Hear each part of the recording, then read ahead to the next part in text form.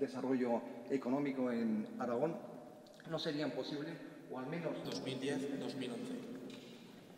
Productores y jóvenes micro. Para nosotros es un placer el Instituto Aragonés de Fomento, en 60 centros, más de... por mi parte, no me queda... Se os conoce Comunicaciones de Aragón, pero en 2008 decidió cerrar. Y en el proyecto Librería Papelería. Proyecto Dispromar. También el proyecto teloaparco.com. Aguilar, profesor tutor. Han intervenido. Pues nuestro proyecto consistía en una galería de arte que hemos enfocado sobre todo al público joven, porque en lo que es Zaragoza la mayoría de la gente, la mayoría de galerías está más enfocada a un público adulto, entonces nosotros hemos buscado un sector de edad más joven, enfocándonos en las redes sociales y sobre todo en el arte, lo que es ilustración digital y pintura.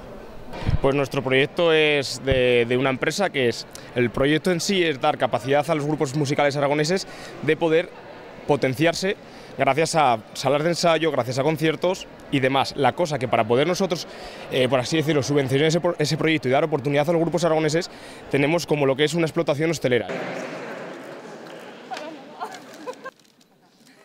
Un fuerte aplauso.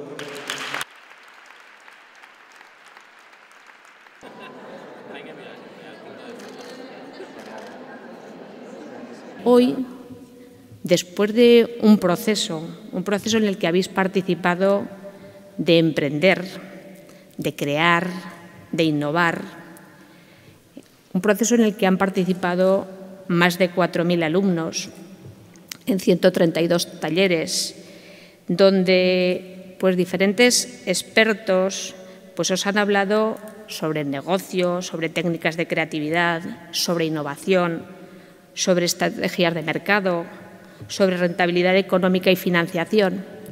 Después de todos esos conocimientos teóricos, habéis sido capaces de llevar a la práctica esas ideas que tenéis vosotros o que habéis detectado que necesita la sociedad para mejorar.